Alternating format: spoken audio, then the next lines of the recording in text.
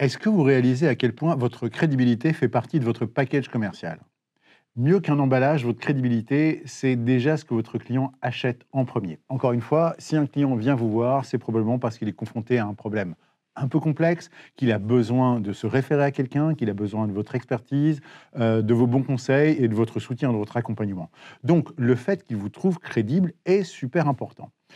Mais nous avons été élevés dans une société qui tente à essayer plutôt de prôner la modestie comme une qualité et nous n'avons pas comme habitude de dire du bien de nous. Au contraire, ça paraît en général très immodeste. Et pourtant, quelque part, le client en a besoin. Il a besoin d'une façon ou d'une autre de savoir qu'il est face à un expert. Alors attention, je ne vous demande pas de vous prendre les pieds dans le tapis de votre ego et de commencer à déblatérer votre CV et vous donner un millier de références. Mais quelque part, Robert Cialdini, il a aussi très bien écrit dans Influence et Manipulation, le principe d'autorité est quelque chose qui pèse lourd psychologiquement dans le choix de vos clients.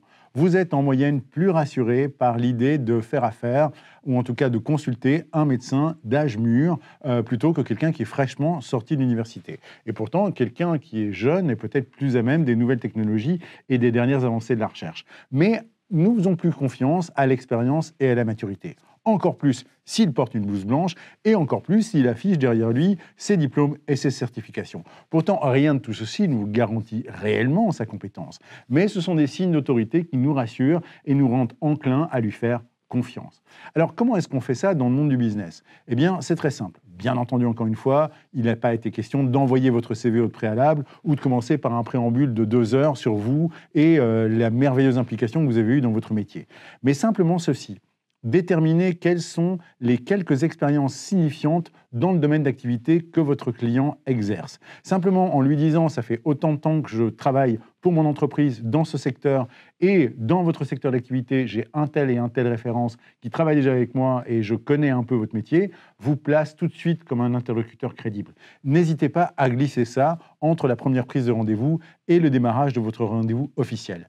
Il y a une astuce encore plus forte. Ne vous présentez pas vous-même, faites-vous présenter par un tiers. Parce que quelque part, notre cerveau estime que quelqu'un qui vous présente renforce encore plus votre crédibilité.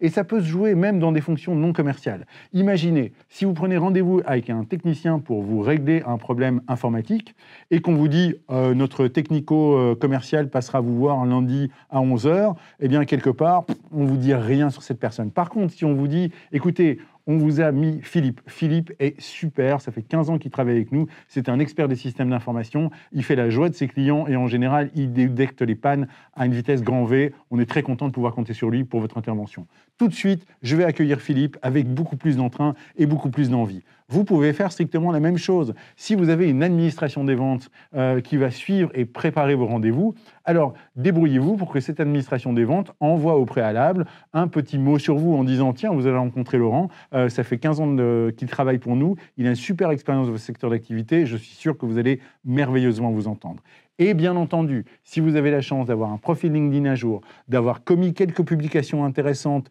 qu'elles soient hyper spécialisées ou dans des magazines ou des médias mainstream, ne vous privez pas d'en attacher un ou deux grand maximum avant votre rendez-vous, histoire de maximiser votre crédibilité. Mais votre crédibilité, c'est votre gage de confiance et c'est cette confiance que les clients sont venus vous acheter.